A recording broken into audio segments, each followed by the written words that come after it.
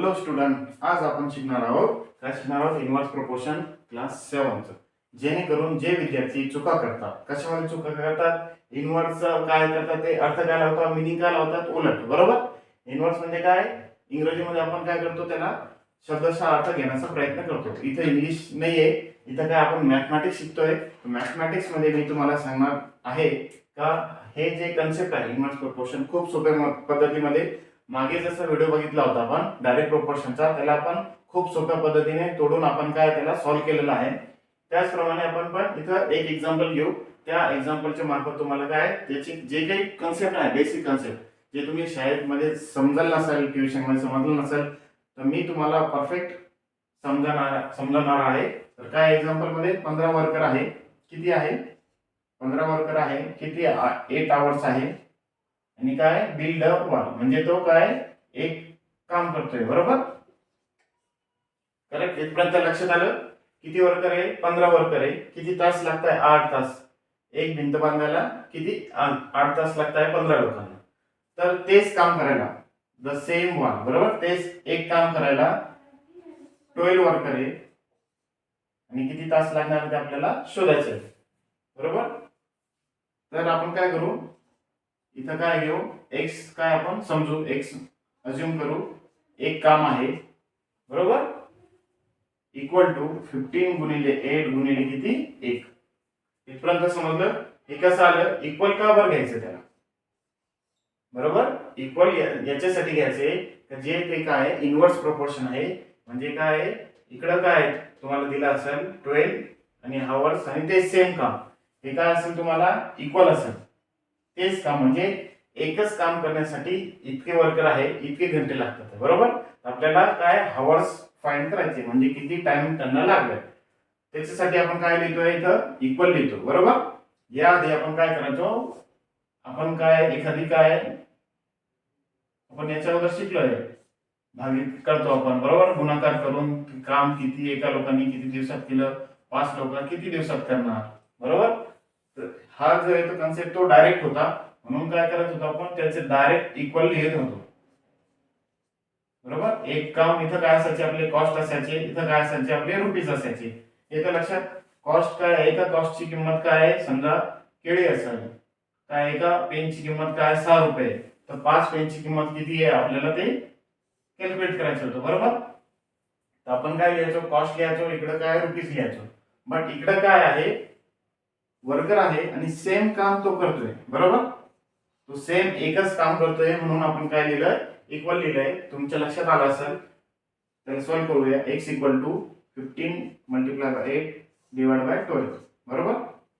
आता याला 4 ने भाग दू, 4 दूनी 8, सॉरी 4 त्रिक 12, 4 त्रिक 12, 4 दूनी 8, 3 पाचे 15, 5 दूनी 10. म्हणजे त्याला किती 10 तास लागले. किती तास लागले? x ची किंमत काय लिहिली आपल्याला 10 आवर्स. म्हणजे 12 माणसाला, 12 वर्करला 10 तास लागतात, तेच सेम एक भिंत बांधायला. समझ में आ रहा है? 12 वर्कर को 10 घंटे लग रहे हैं एक दीवार बनाने के लिए. I hope you understand. पुढचा एक एग्जांपल घेऊ और एक एग्जांपल लेंगे, उससे हम और बेटर समझ में आएगा. वीडियो में बने रहिए, पूरा वीडियो देखिए, लाइक शेयर जरूर करिए.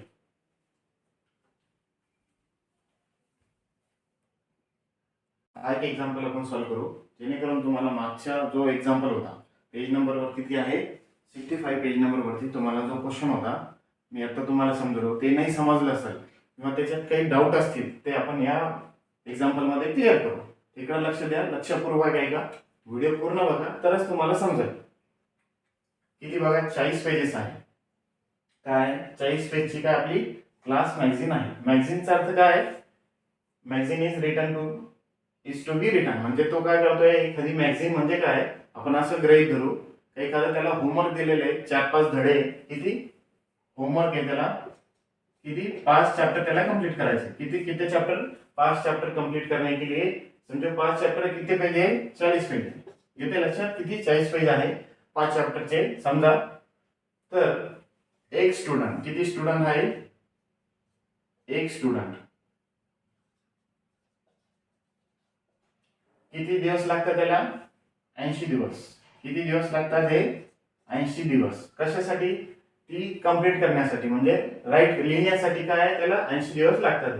तर हाऊ मेनी वुड म्हणजे काय, 4 स्टुडंटला किती दिवस लागणार. How many would 4 students require म्हणजे 4 स्टुडंटना लिहिण्यासाठी किती किती दिवस लागणार. काय आहे ते कॉमन, काय दोघांमध्ये 40 पेजची काय आहे नोटबुक आहे, बरोबर. 40 पेजचं काय त्यांचं होमवर्क आहे, ते होमवर्क काय कॉमन आहे. तर दोघांमध्ये काय 40 पेज लिहायचे. पहिल्या स्टुडंटला किती दिवस लागले, 80 दिवस लागले. आता 4 स्टुडंटला किती दिवस लागणार ते आपल्याला फाइंड करायचं आहे. फक्त इन्व्हर्स प्रोपोर्स मध्ये काय असेल, तुम्हाला एक कॉमन दिला असेल. जर आपण मागच्या व्हिडिओमध्ये बघितलं, एक काम त्याला पूर्ण करायचं आहे, म्हणजे भिंत त्याला बांधायची आहे, बरोबर. ते काय होतं, दोघांमध्ये काय कॉमन आहे. कॉमन असेल तर आपण काय करतो, इन्व्हर्स प्रपोर्शन यूज करतो. म्हणजेच काय, आपण दोघांच्या साईडला काय इक्वल देतो. आता एक स्टुडंट हे किती दिवस लागतात, त्याला 80, बरोबर. इथं काय आपण एक्स मानू, इथं काय आपले स्टुडंट. तर 4 स्टुडंट असेल त्यांना किती दिवस लागतात, बरोबर. आलं लक्षात तुम्हाला. 80 दिवस आहे एका स्टुडंटसाठी 40 पेज लिहिण्यासाठी लागतात. आणि 40 पेज लिहिण्यासाठी 4 स्टुडंटला किती दिवस लागतात, आपल्याला काय करायचं, सॉल्व करायचे. क्या सॉल्व करने का हमको, क्या एक स्टूडेंट को 80 दिन लग रहे हैं 40 पेज लिखने के लिए, बरोबर. और 4 स्टूडेंट को 40 पेज लिखने के लिए कितने दिन लगेंगे, ये हमको क्या करना है, सॉल्व करना है. हमने क्या करे, एक स्टूडेंट मल्टीप्लाई बाय 40 और 4 स्टूडेंट मल्टीप्लाई बाय एक्स, बरोबर. इधर क्या आएगा, ये मल्टीप्लिकेशन में 4x 4 मल्टीप्लाई बाय 4 आहे. तर काय येईल, इथं x येईल, हा मल्टीप्लिकेशन पुढे जाईल, इकडे यांच्या भागाकारामध्ये जाईल, बरोबर. मल्टीप्लाय असेल तर भागाकारामध्ये जाईल, बेरीज असेल तर लेफ्ट साइडला काय जाईल, तो मायनस मध्ये जाईल. हे तुम्हाला माहितच आहे. याला भाग देऊ, 4 दुनी 8 म्हणजे किती, x ची व्हॅल्यू किती आली 20, म्हणजे त्याला किती दिवस लागणार, 20 दिवस लागणार.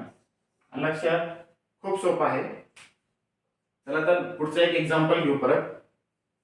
तुमचं पेज नंबर किती आहे, 65. व्हिडिओ चांगला वाटत असेल, कन्सेप्ट क्लिअर होत असेल तर लाईक आणि शेअर जरूर करा. मग पुढचा क्वेश्चन घेऊ आपण. प्रॅक्टिस सेट 38 मध्ये मागे 2 क्वेश्चन घेतले आपण, सोपे होते. तुम्हाला कन्सेप्ट समजला असेल, किती सोपे क्वेश्चन असतात इन्व्हर्स प्रोपोर्शन मध्ये. ठीक आहे, चला पुढच्या एक्झाम्पलने आपण काय परत चांगले कन्सेप्ट क्लिअर करू तुमचे. मेरिट काय सायकल चालवते 6 किलोमीटर पर आवरने. How long will she take to reach her aunty's house. किती आहे, किती किलोमीटर दूर आहे त्याचं आंटीचं घर. पुढे काय झालं, विच इज 12 किलोमीटर अवे, म्हणजे किती 12 किलोमीटर दूर आहे. If she cycle at the speed 4 kilometre per hour, how long would she take. म्हणजे त्याला किती किलोमीटर प्रवास करावा लागेल. त्याची स्पीड असेल 4 किलोमीटरने, तर तिच्या आंटीच्या घरी जाईपर्यंत काय किती त्याला किलोमीटर प्रवास करावा लागेल, बरोबर. म्हणजे त्यांचं काय कॉमन काय दोघांमध्ये हाऊस आहे. तर त्याला काय 6 किलोमीटर काय पर आवर जाण्यासाठी 12 किलोमीटर लागतात त्या आंटीच्या घरी जाण्यासाठी. तर पुढे काय दिले आहे, if she cycle speed 4 kilometre असेल तर त्याला किती किलोमीटर लागणार.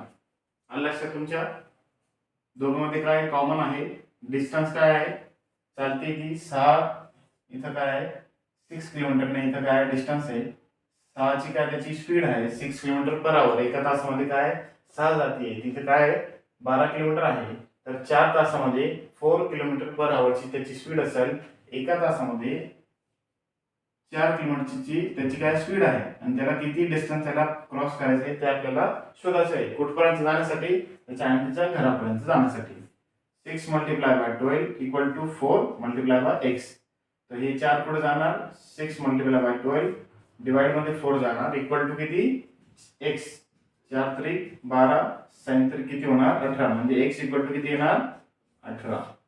म्हणजेच त्याला किती किलोमीटर लागले 18 किलोमीटर. त्याला 4 किलोमीटर पर आवरची त्याची स्पीड असली तर किती त्याला 18 किलोमीटर त्याला क्रॉस करावं लागेल. म्हणजेच काय 18 किलोमीटर त्याला डिस्टन्स कव्हर करून त्या आंटीच्या घरापर्यंत जाण्यासाठी लागणार. तुम्हाला कसं वाटलंय व्हिडिओ, कन्सेप्ट कसे तुमचे क्लिअर होतात ते मला कमेंटमध्ये कळवाच. आणि याच्यात काय तुम्हाला कन्सेप्ट कळाला नाही, जे विद्यार्थी त्याचं गणित खूप कमी लॉजिक लगती है किंवा त्याला समझत नहीं लवकर लवकर, जो बच्चों को क्या है गणित बहुत हार्ड लगता है, उनके लिए ये स्पेशल सीरीज है। उनके लिए मैं वीडियो बना रहा हूँ, एकदम बेसिक एकदम शॉर्ट ट्रिक्स में उनको समझाने की मेरा कोशिश है।